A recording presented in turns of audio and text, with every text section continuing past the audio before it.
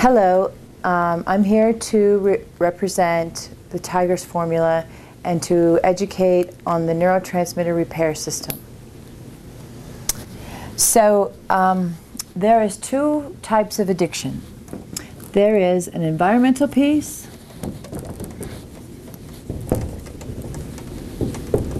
and a genetic piece.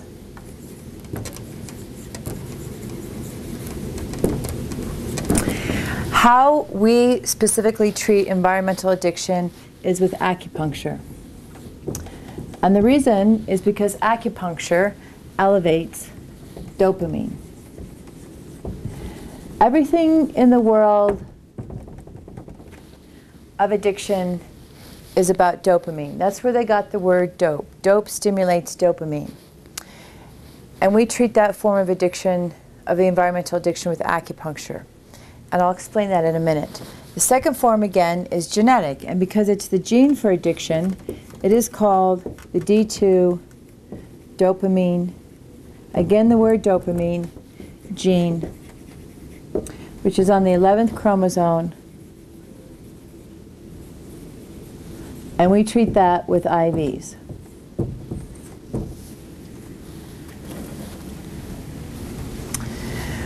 So this is how it works, first with the environmental piece. What an environmental addiction is something that man has made that's highly addictive, like the additives that they put in cigarettes for people to continue to purchase cigarettes, or a lot of opiates have environmental chemicals that are highly addictive. So no matter if you have the underlying genetic piece or not, if you stop using, you will have a withdrawal effect. So this is what happens with this piece. Here is our brain. In the center of our brain we have a pituitary. And one of the functions of that pituitary is to fire dopamine. Now why dopamine is so critical for our survival is that dopamine helps us process the events of stress. So let's say that someone calls you up and says your father's having a heart attack. That information comes to our brain fires dopamine, and dopamine helps you process all the events of that stress in a particular order, like calling an ambulance first, putting the kids in the car second, driving through horrible traffic while somebody is dying. That's what dopamine does. It keeps us grounded and focused and prevents us from having a panic attack or a heart attack or a stroke. That's what the effect of dopamine is. So, any brain-altering substance fires dopamine. So we'll start with a glass of wine or a cigarette. Two brain-altering substances that fire dopamine. So no matter who you are, if you take a sip of alcohol, it goes up to the brain and it fires dopamine. Okay? But because these are drug and have drug-like properties in them, they fire the mechanism of dopamine in the brain, but then they damage your own ability to produce dopamine. Just like a cigarette. If you see somebody who's really, really stressed out, they light a cigarette, instantly they're relaxed. Well, a cigarette is not a muscle relaxer. A cigarette fires dopamine in the brain, processes the pent-up stress you have in your brain, and you relax. So you put a drink or you smoke a cigarette, goes up to the brain, fires dopamine, damages your own brain's neurotransmitters to produce dopamine. Then the next time you're under stress, all relative to stress, you are realizing that your brain is realizing it's only producing a smaller amount of dopamine, and all of a sudden, now this is the environmental part, then all of a sudden you're realizing you're drinking twice as much alcohol or you're smoking twice as many cigarettes. You put twice as much alcohol in your mouth, fires the dopamine, damages the dopamine even greater. Then all of a sudden when you realize you're under stress again, and you're producing a half amount of dopamine that is required by the brain to process stress, all of a sudden you're utilizing alcohol to fire the remaining part of the dopamine, and all of a sudden you're realizing you're drinking an entire bottle of alcohol. You take an entire bottle of alcohol, goes into the brain, fires dopamine. Eventually it damages all the neurotransmitters with time. Okay, so what happens is then they call this the naked brain, where it only fires when you use and doesn't fire at all when you don't use. Okay? Then they call that self-medicating, where people aren't using to get drunk, they're just using to feel normal. If you gave somebody who is at this kind of quantity of alcohol, let's say an opiate of some sort, an Oxycontin, a Percocet, what will happen is if they put that in their mouth, wham, hits those receptors so much stronger than alcohol, this person at a quantity, and also benzodiazepines, the quantity of alcohol is so much stronger than this kind of quantity of alcohol, hits those receptors so hard the brain goes, this is what I need. This is what makes me grounded. This is what makes me focus. I don't need this stuff anymore. And that's why people can switch their addictions. But then what happens when you're only at one particular opiate or benzo at a quantity of one or two tablets a day, and you go up here and you damage those receptors even greater, then all of a sudden this content starts going up. Now all of a sudden you need twice as much. You put that in the brain, damage is even greater. Now all of a sudden you need 3 times as much. Goes into the brain, damage is even greater. So what happens is quantity goes up, whether it's alcohol, until you replace it with something that's stronger than a bottle. Now the reason why people like opiates or benzos throughout time or can rather more than alcohol, because an equivalent of an opiate or a benzo at one tablet can be just as powerful to the brain as a whole bottle of alcohol. And when you're at such a small quantity, you don't have the side effects as you would with a large quantity of alcohol. Slurred speech, blurred vision, DUIs. So that's why people will switch their addiction when they get to, in the beginning, because this doesn't have as many side effects, until you get to quantities of proportions that are extremely high. So what acupuncture is, I know acupuncture is kind of like hocus pocus little stuff, but what acupuncture is these tiny little needles with stainless steel tops.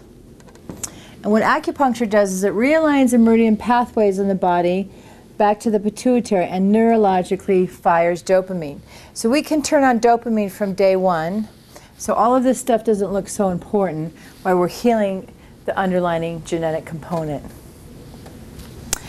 Okay, so now we get to this part. And the genetic piece. We are going to do 2 different brains. We are going to make this the non-addictive brain. Somebody born without the gene. And we're going to make this the addictive brain. Somebody born with the gene. I'm going to scoot this over just a tiny bit more. So, remember studying the spiral DNA in school? And your spiral DNA is made up of genetic genes, and your genetic genes are made up of amino acids. Half of those genetic genes are passed down from your mother, half of them are passed down from your father. We can take a buccal swab of your mouth, and what they found is there's specific genes for every form of addiction. Opiates, stimulants, gambling, sex, alcohol, obesity, which is glucose, smoking. The specific gene for addiction is called the A1 allele, which is on the 11th chromosome. So this is what happens. The non-addictive brain, we'll just use alcohol because it's one of the most readily abused drugs. So this is the non-addictive brain, somebody born without the A1 allele. The non-addictive brain tries a glass of wine, and it goes up to the brain and it breaks down to a substance called acetylcatecholamine, which is a non-addictive substance all day long. So those are the people who have a glass of wine with dinner, a couple of glasses of champagne for New Year's, but alcohol just doesn't do anything for them. Actually, it's an overproduction of dopamine and they want to fall asleep. The addictive brain tries a glass of wine. It also breaks down to the same compound, acetylcatecholamine, a non-addictive compound all day long. But what happens if you have this gene, either passed down from your mother's side of the family or from your father's side, it takes this acetylcatecholamine and it breaks it down one more time to an aldehyde. Where this brain over here never ever produces an aldehyde from alcohol. Well, what they found is that this aldehyde is 3 times more addictive than any known substance on earth. 3 times more addictive than morphine. 3 times more addictive than heroin. Two highly addictive compounds. Alcohol and the addictive brain. And that's why this brain doesn't understand this brain, because this brain says, come on, why can't you just have a glass of wine? Why can't you just have a glass of wine for dinner? And this brain doesn't understand this brain, because this brain says to that brain, how did you order that $8 glass of wine and you didn't finish it?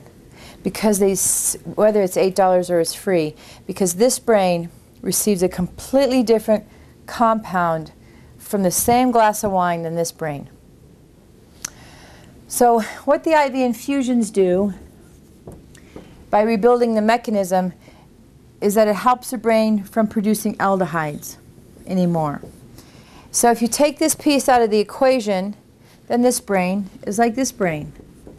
Well, if you tell this brain they shouldn't drink alcohol anymore, it's not healthy for it. This brain says, well, whatever, I didn't really like it in the first place.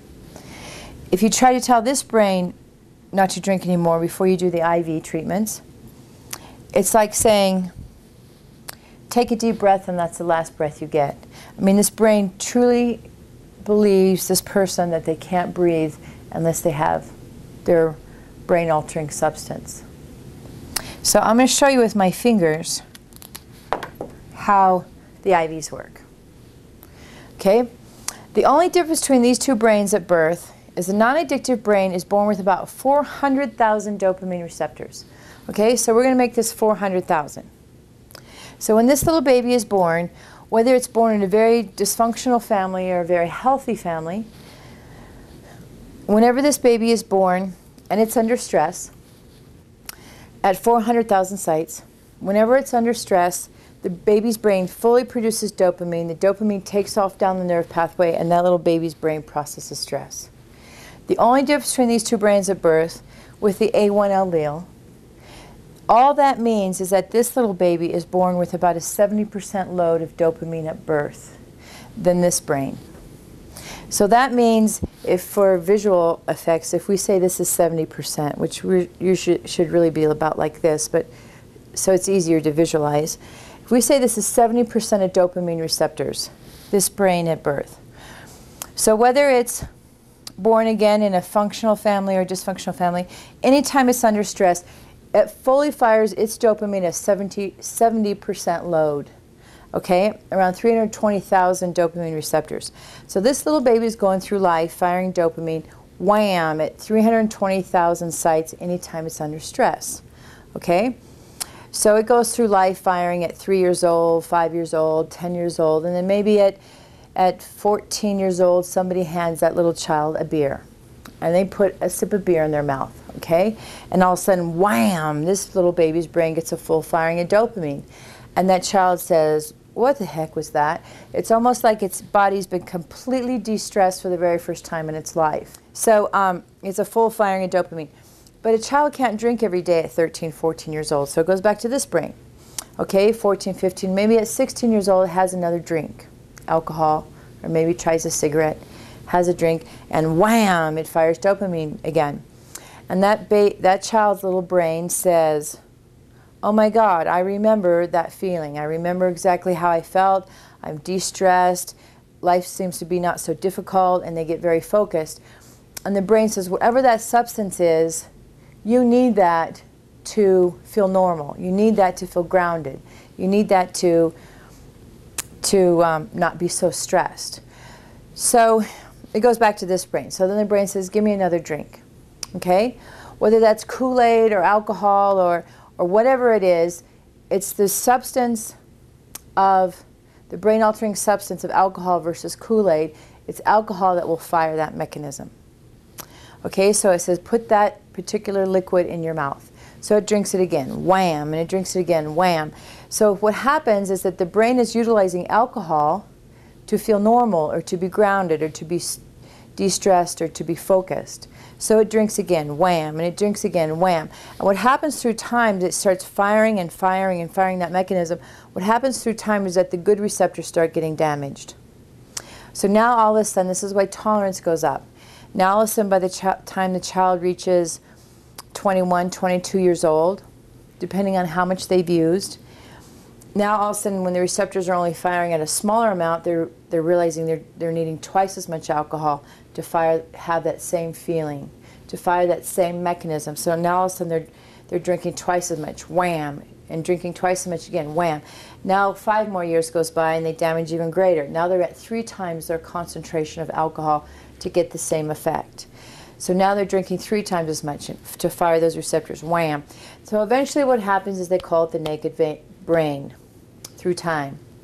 Whether that takes 5 years, 10 years, 15 years, depending on how much is used and how much is damaged. If you add other substances to that, polysubstances like cocaine or methamphetamines or heroin, it damages the receptors much, much faster through time than just specifically alcohol alone. So eventually they get to the naked brain. So what the IVs are, because they are the exact gamma globulin of these damaged neurotransmitter filaments, there were these 4 men that actually won a Nobel Prize on the mechanism, have proven that 10 IV infusions, because they are the same proteins, not only completely rebuild the damaged sites, which is really phenomenal, and you're firing like this, but they've shown that in 10 IV infusions, you not only rebuild the damaged sites, but you stabilize new sites. So your brain is producing dopamine at the same concentration as the non-addictive brain. So now there's no more room for alcohol or drugs. Your brain is producing dopamine like this brain. So, so you don't have to drink or use to get your dopamine to feel normal. Your brain's producing it from the very first to the very beginning of the day, so you don't have to chase dopamine. It's already producing it. So that's how the IV infusions work.